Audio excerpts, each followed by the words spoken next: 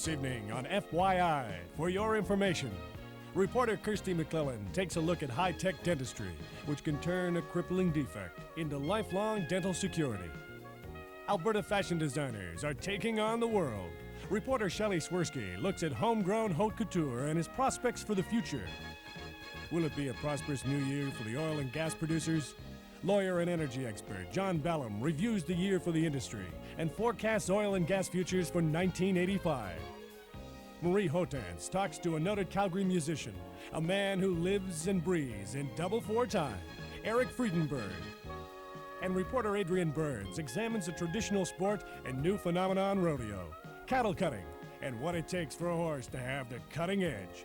It's all coming up on FYI.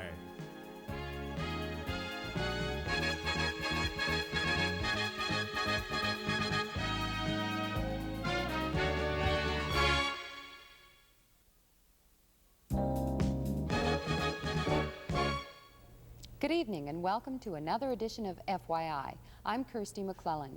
Even in our high-tech society, many people still suffer the miseries of poor-fitting dentures. But thanks to new advances in dentistry, a handful of Calgarians have been given permanent dental security. My most embarrassing moment with my dentures, last year's family reunion.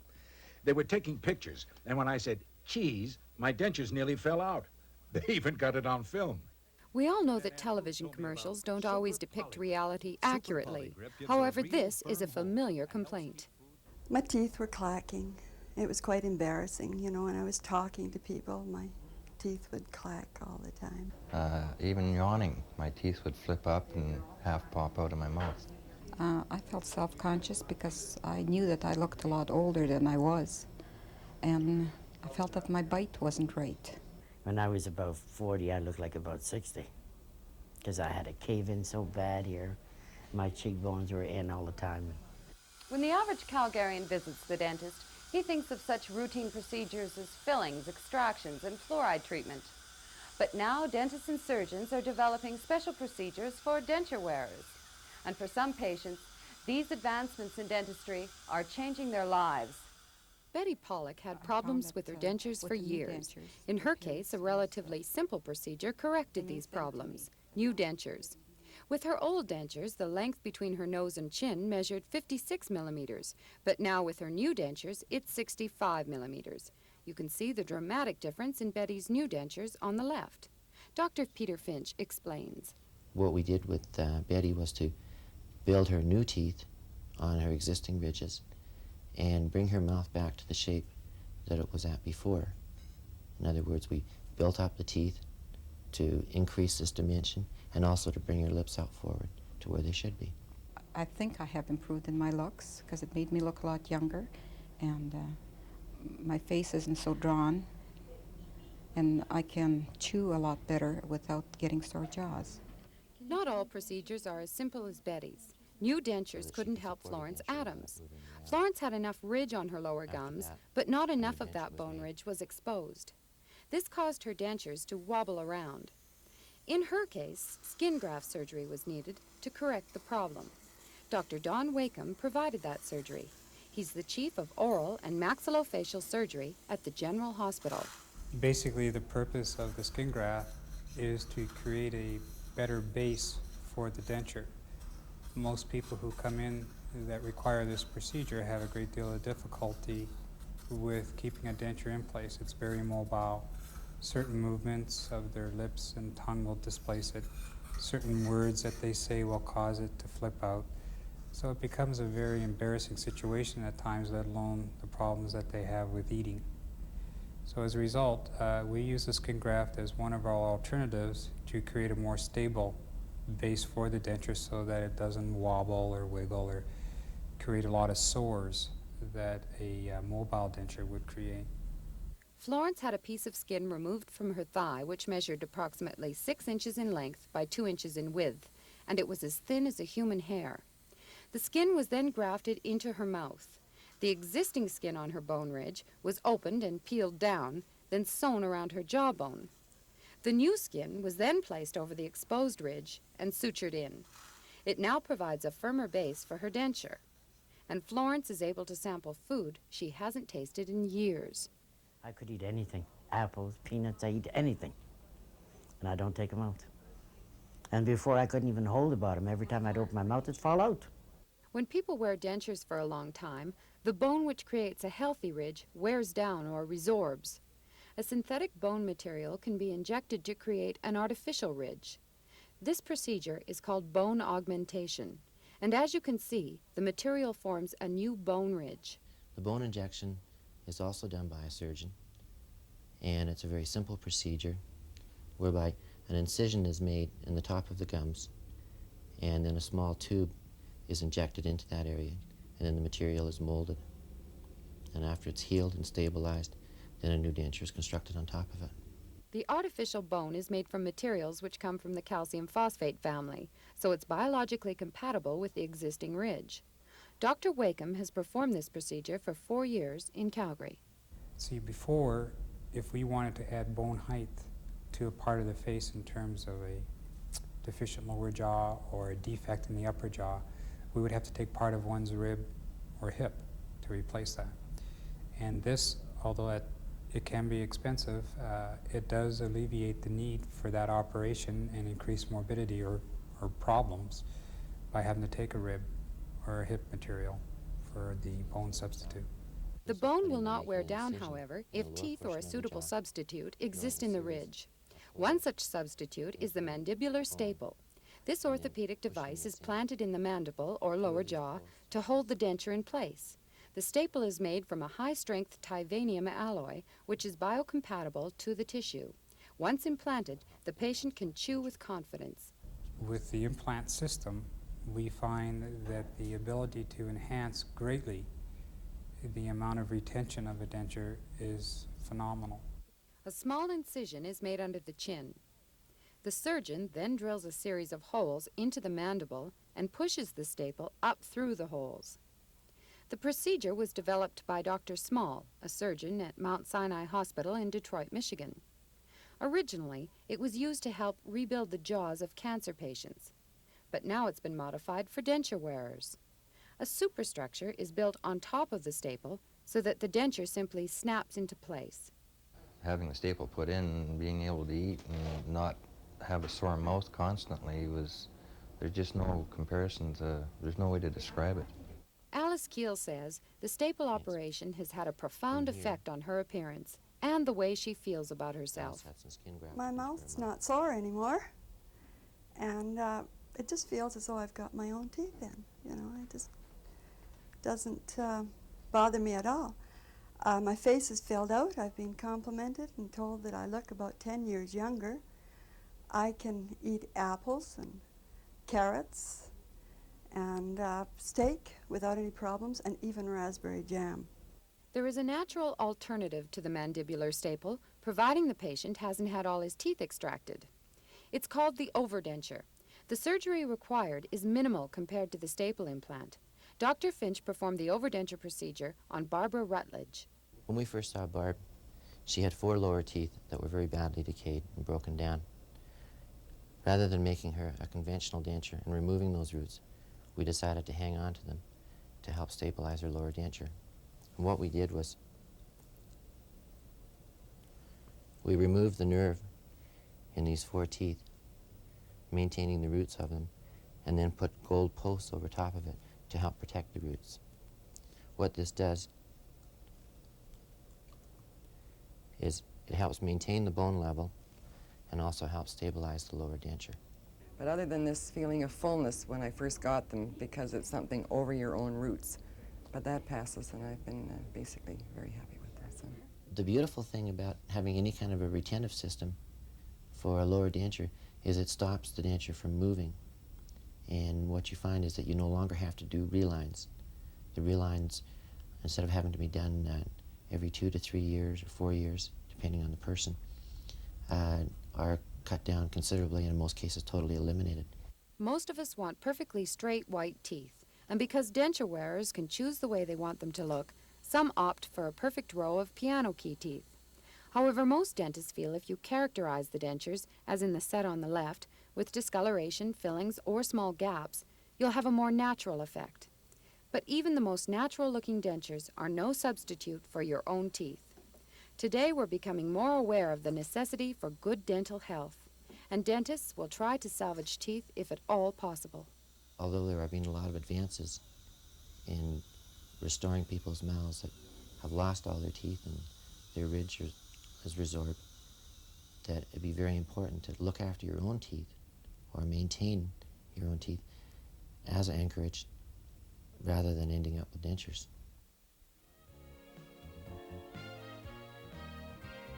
Still to come on FYI.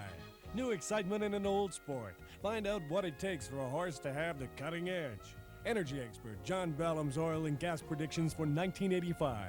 And Marie Hohtanz profiles the life of Calgary jazzman Eric Friedenberg.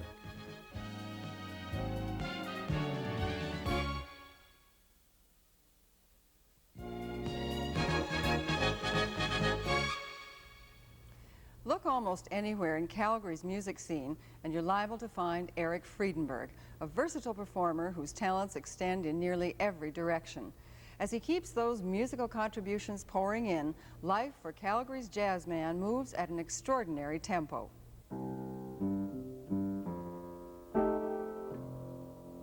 He's built a dynamic 25-year career in music, and it seems he's only just begun.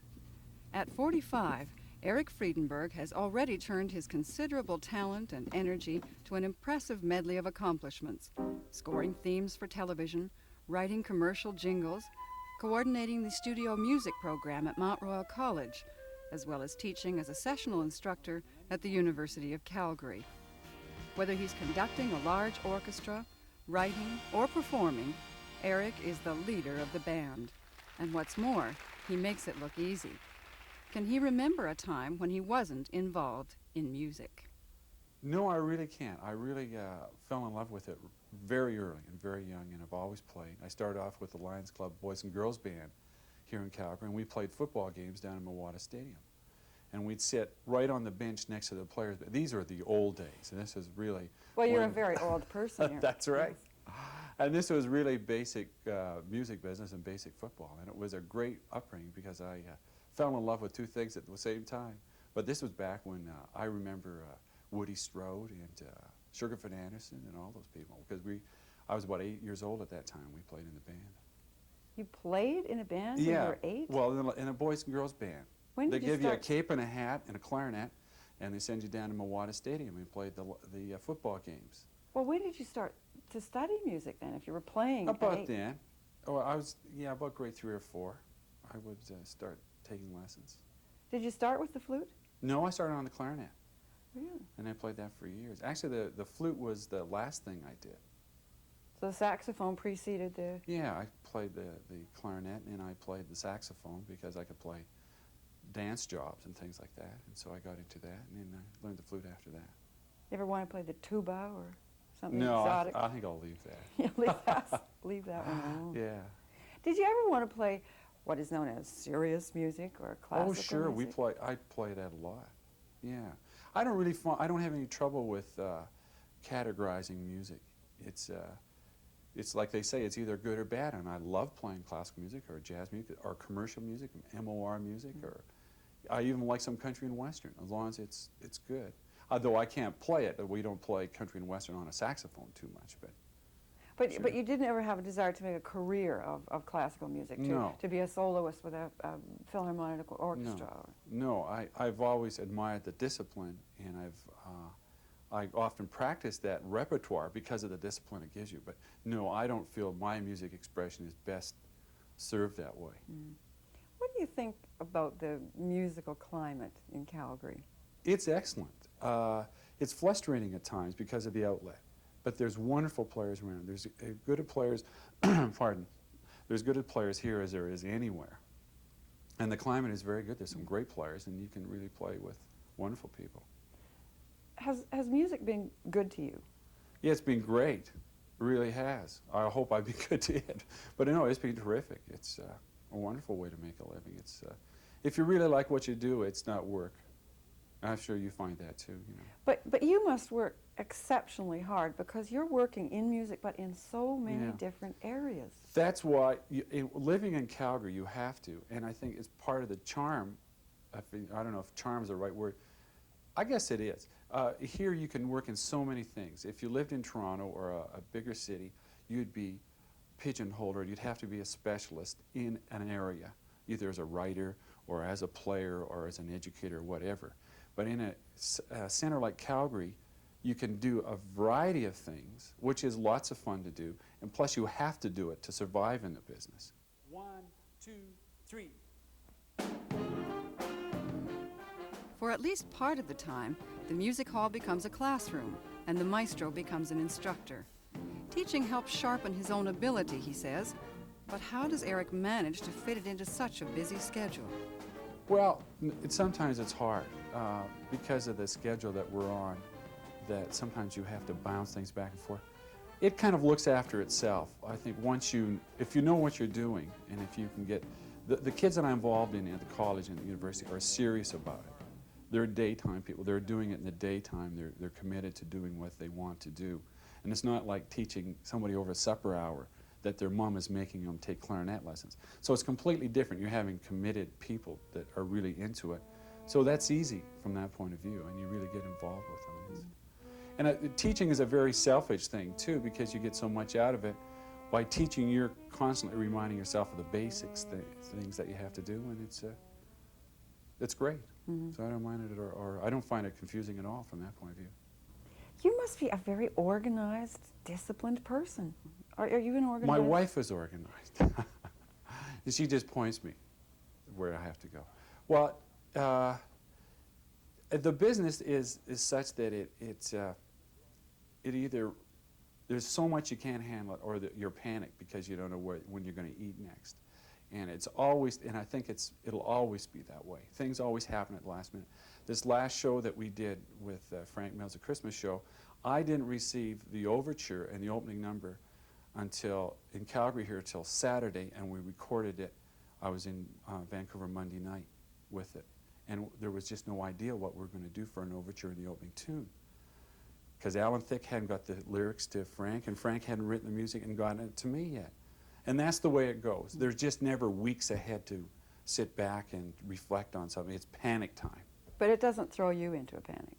Yeah, it does, but that's the way you work. I think that, and then you don't waste any time. But you seem so calm and so relaxed, and I've seen you, I've watched you backstage at shows and so on. You don't ever seem to get terribly hassled or uptight. I don't think I do anymore. I'm always anxious that things go well, and I'm always keen, and I hope. Because if you ever lost that, you'd really be in deep trouble. But I don't really get too panicked. Well, it's a pace that could make some of us want to reconsider. Yet Eric segues smoothly from teaching to a number of other pursuits. One of his favorites is hosting a radio jazz show Sunday nights on Music 96. Offstage and behind the mic, Eric can present music in a more relaxing medium. Once again, it's just a question of when. I usually do that when I come home from work at nights.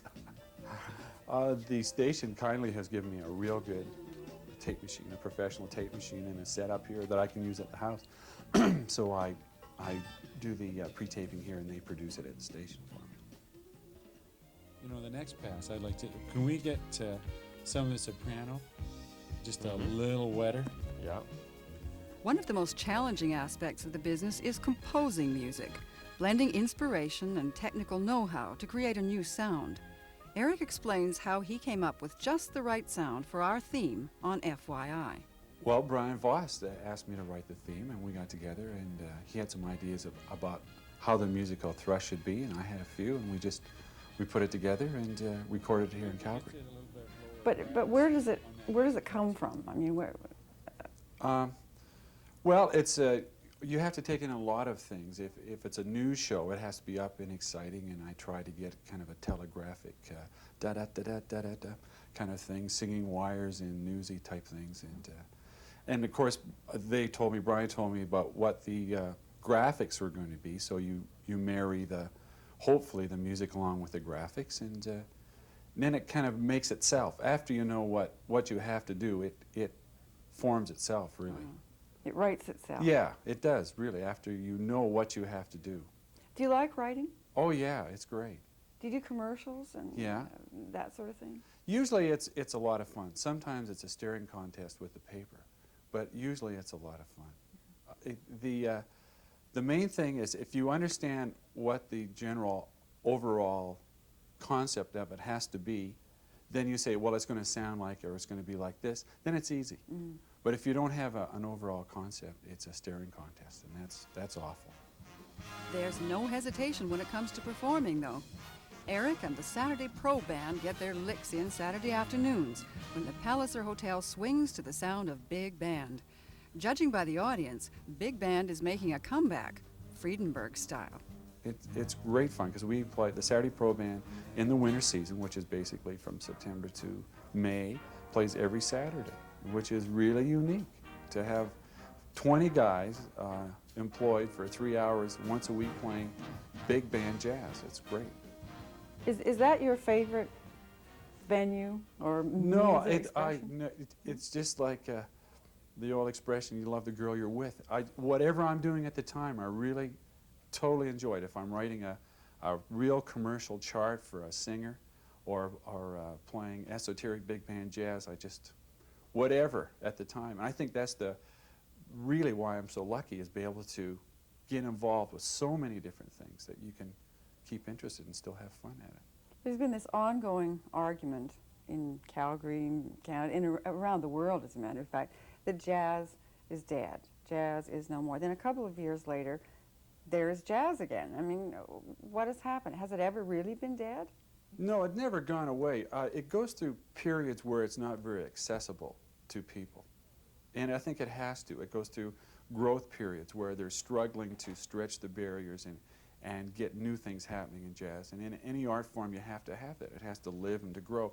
And unfortunately, I think during some of those periods, it loses the mass people that it appeals to. Then it kind of settles down, and once again, it becomes accessible, and everybody has a good time playing jazz. And I think right now, jazz is healthier than it's ever been, because we have people such as Bob James and Miles Davis who are playing kind of people music again, rather than just esoteric inside music. You know. Eric's love of music was nurtured in childhood. His father, a musician and band leader, encouraged and helped develop his son's growing interest in music. For the young man, it was a short step from playing for fun to playing for a living. I was able to play in his band at an early age and make the extra money. And oh, of course, he was the major influence, sure. Did he teach you? Well, we tried formal lessons, I remember as a kid, which did not take at all. But he taught me, of course, on the bandstand in professional situations, you know, where I'd die many times, and he dragged me through it. And I think music is an apprentice art, and you have to go through it, and you have to learn it on the streets, as it were, and to really get into it.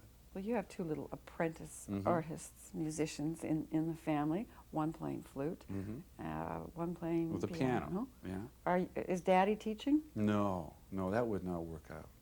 Have you tried? Yeah, I have no patience with him, because I think when it's like teaching your wife to drive, it would be disaster. You mentioned your wife earlier and mentioned that she is the disciplined organizer in the family. Is she one of those musicians' wives who has always spent New Year's Eve alone and all the sort of special occasions alone? Absolutely. Yeah, the social life is awful. It's zilch, because I'm always out at night. Or if I'm at home, I'm working on something. So it's tough. It is not a good social life from that point of view. But there's other rewards. There's the mornings and there's lunches. So we try to take advantage of that. Any goals that you still haven't achieved, things that you still look forward to doing? Yeah, you bet. Like what? I want to learn to fly a glider, but that's non-musical. I've really starting to realize a lot more. I've always wanted to conduct a symphony, in which we have with Frank, though I haven't conducted a symphony piece, but and be able to write for a large orchestra and to write for large television shows, which has been great. And no, I just hope to continue things like in that vein. It's lots of fun. For Eric Friedenberg, the beat goes on, and nowhere more enjoyably than in CFCN Television's upcoming Pro Band Presents series, a musical journey taking us from the war years of the big band swing to present-day rock. Host Eric Friedenberg and the Pro Band bring their unique high-gloss style to such diverse sounds as big band country, television themes, and big band vocal. And they're joined each night by well-known guest singers to round out the musical fare. It's a week packed with entertainment for the entire family. So join us for the Pro Band Presents with host Eric Friedenberg. That's December 24th through 28th from 7 to 7:30 each night on Channel 4, Cable 5. Coming up on FYI, a look at world-class fashion designers in Alberta and their prospects for success. Lawyer and energy expert John Ballem reviews the year in oil and gas and the training of champions in a traditional Western sport, cattle cutting.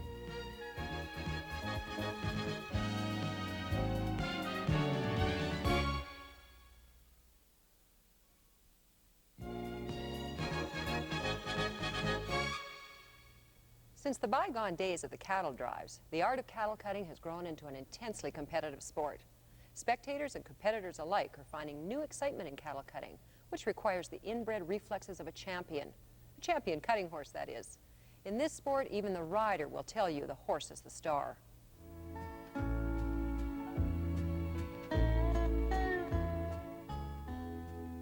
The tradition of the cutting horse began on the open ranges of the Old West.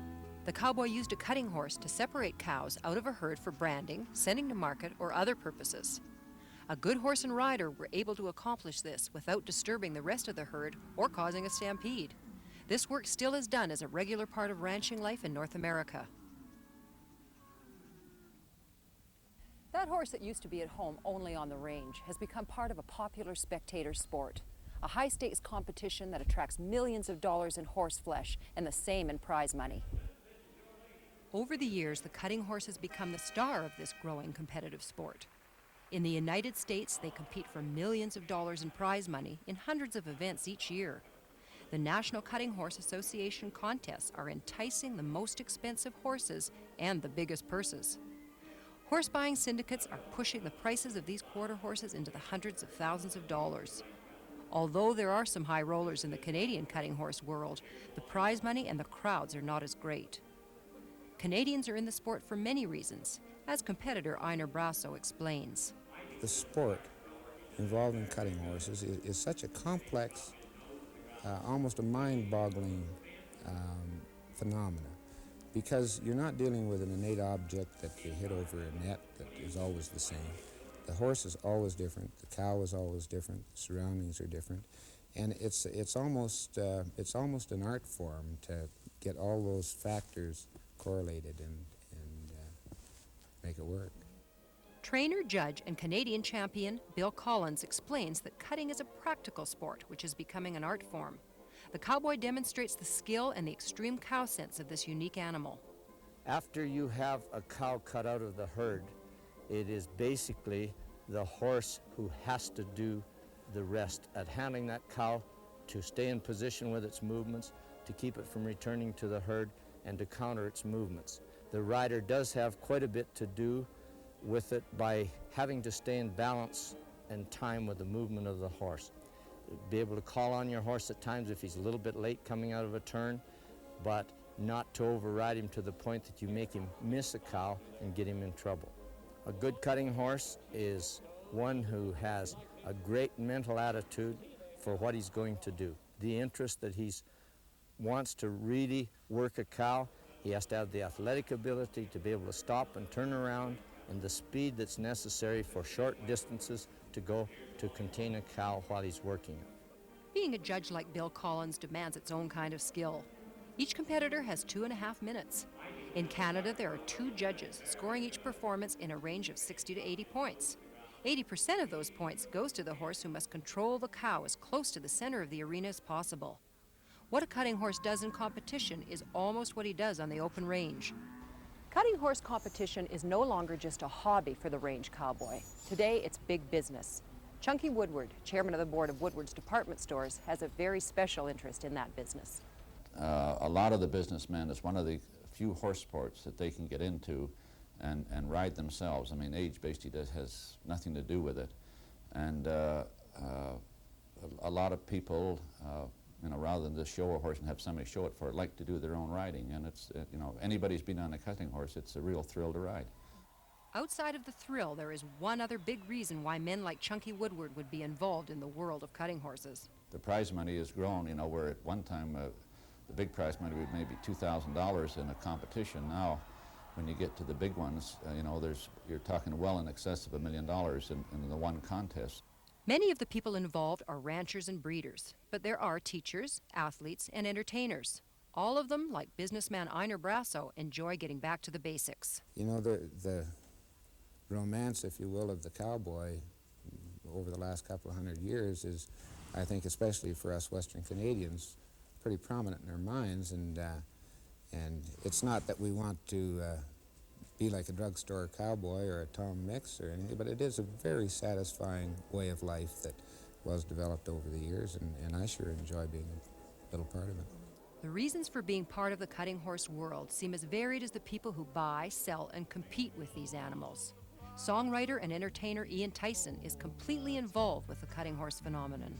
Cutting is a practical working type of thing that can be applied to. You know, we cut cattle here in a non-competitive way when we're sorting cattle, and which they do. So, I guess it's, you know, it's all wrapped up with the romance of the old West, and it really helps my music because it gets me away from it and gives me a chance to, you know, you need to get your perspective and stand at a distance from your writing and your music, and I find it really helps in that way. The two work real well together. They kind of recharge the batteries on both sides, you might say. Recharging your batteries is an ideal for any part-time athlete in a sport, but like any enjoyable recreation, there is always a danger of becoming too involved. Cutting seems to be like a disease. You know, you get wired to it, and it's pretty hard to get rid of it. And a lot of guys have lost their whatever, their truck agencies or this and that by spending all their time at home working, trying to perfect their cutting. What is it that causes this attraction? The cutting horse is a truly amazing animal. His qualities speak of his noble heritage. He is a champion, intelligent and beautiful, graceful and full of winning spirit. He is like no other animal in the world. Some of them are on such a fine line of being a genius, as we would call it, to the degree that you've got to be very, very careful in their training, or you can overdo it and create lots of problems. They are that smart and that intelligent about working the cow. His intelligence speaks of his finely bred bloodlines and the proud tradition he represents. Over the years, the training and breeding techniques have been fine-tuned, and there's an owner's incredible pride in having bred a champion. The ultimate success, I think, in the cutting horse business is to raise and develop a horse of your own that you've raised from a mare that you have produced and shown and hopefully won something with, and couple it with an outstanding stud and produce an outstanding colt and go from there. The cutting horse continues to rise in importance with this increasingly popular sport. The competition is stiff for both breeding stock and prize money. As breeding and training techniques have improved, the cutting horse has assumed a special place in Western life and tradition. There's a better understanding of the sport, along with athletic ability, but the most important attraction of all is the open field for competitors. Men and women compete equally, and the competitor's age is no object. The real thrill of it, you know, at one time was riding, you know. I mean, you know, going to rodeos or just going to competition, because they're really a thrill. You get, you know, you get all hypered up anyhow when you're riding. And that is the one thrill of it. And the other thrill is breeding your own horses and watching either you ride them or somebody else ride them. And, you know, I've liked being around horses. You know, I say, well, you know, and people say, well, I like being around dogs too, but, you know, the horse business is a fun business. Still to come on FYI, Alberta fashion designers prove they can take on the world. And John Ballem looks at the oil and gas industry's future for 1985.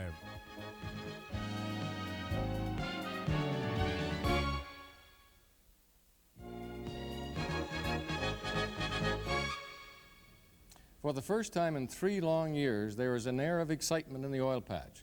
I call it subdued optimism, but Hans Macy of the Canadian Petroleum Association thinks it's more than that. Well, I would call it more than just subdued optimism. I think there's some genuine optimism building up, and I think it's justified. We're seeing quite a few signs. The way we're going to wind up 1984 certainly is going to definitely confirm that we have rounded the corner and hopefully are on the way up in a much more aggressive way. The employment situation has improved in the drilling sector, in the service sector, and as well within the oil companies. There are a number of added people that are back at work, and so all the signs are in the right direction. There are some soft spots in the picture, notably the world price of oil. But even if OPEC fails in its efforts to maintain the world price, the impact on Canadian crude oil should be fairly minor. This is because only half of our production is tied to world prices, while the other half, the so-called old oil, has been held well below that level by government decree. It is likely that the old oil will be deregulated within a few months, allowing the price to seek world levels. If this happens, the net effect should be an overall increase in the price which we receive for our oil. The good thing about oil is that you can sell whatever you produce. This has definitely not been the case with our natural gas, where the markets have been severely depressed in recent years. Shell Canada is the largest producer of natural gas in the country, and Doug Stoneman, a senior vice president of that company, has this to say about the outlook for natural gas. We see some recovery in the natural gas business in 1985, not back to the levels we were 2 or 3 years ago, but some steady recovery. And as we move into the 86, 87 time frame, I expect we will be a much more solid business. If Doug is right about the market for our gas firming up in the next couple of years, we should be out looking for additional supplies right now. So far, this is not taking place, and once again it comes back to basic economics. At today's outlook for gas prices, which are much lower than what they were 4 or 5 years ago, and at today's finding costs, and examining the level of taxes and royalties, full-cycle economics are not attractive. That means that industry and government are going to have to work together to see what can be done to improve the economics so that the industry can continue to explore, which of course is essential to keep this industry alive. The message is pretty clear. If there is to be renewed exploration for natural gas in this province, governments will have to make some adjustments to their tax and royalty regimes. Governments, both federal and provincial, are large players in the oil patch, as was proven by the disastrous effect of the federal national energy policy. But now there is a new team in Ottawa with an approach that is radically different from the nationalistic and interventionist philosophy of the former administration. This is how Hans Macy and Doug Stoneman assess industry's reaction to the change. Oh, I think we'll look at a totally different environment. The attitude of the government is quite different. The government wants to do the right thing. It is consulting every step along the way, although they may not always accept the proposition that is put forward by the various parties, but they certainly are intent to do the right thing. Some people may be discouraged that things are not happening fast enough, but I think the concern of the government is to do it the right way. The new government has said a lot of things, has made some moves in the direction to confirm that they intend that the private sector industry is to be the engine for growth, and that they will be doing things that will make it more attractive for the private sector to invest, particularly in the energy industry, and that for us is good. For starters, the new federal government has made it clear that foreign investment capital is once again welcome in this country. That is a very significant move, since we must rely on foreign capital to provide at least a good portion of the billions of dollars that will be required if our oil industry is to achieve its full potential. If this is followed up by other steps to remove the handcuffs from the oil industry, we may find that the best is yet to come. I'm John Ballem for FYI. Coming up next on FYI, the spotlight is turning on Alberta's blooming fashion industry.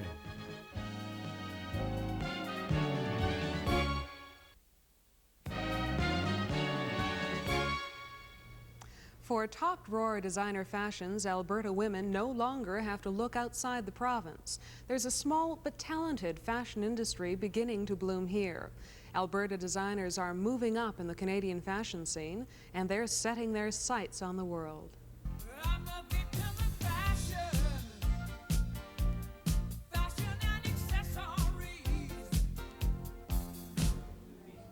The fashion design industry in Alberta is showing signs of increased growth.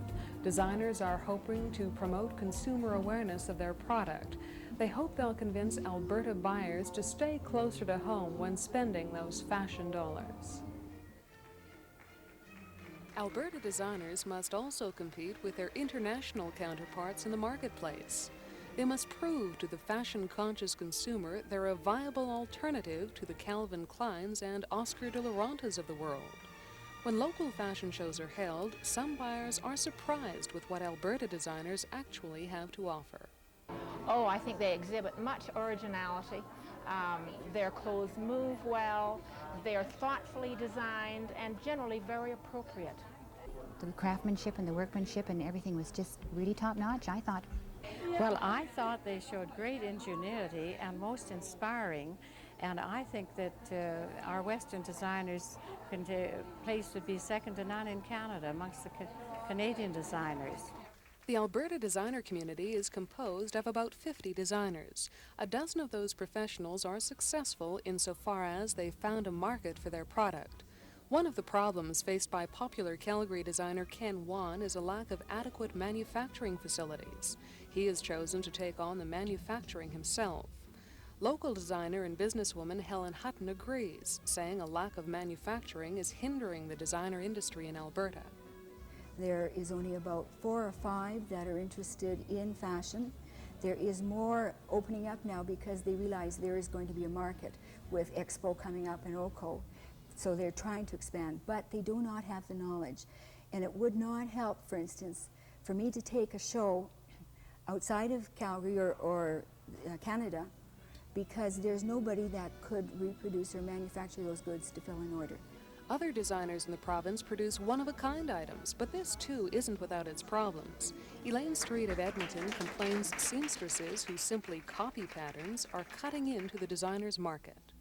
After people have gone to a seamstress and seen how cheaply they can have something made, even if the quality is not good, they really are unhappy to pay designer prices, even if your prices are relatively reasonable, adding up the cost of fabric and labor and so forth, coming out about equivalent to a ready-made garment.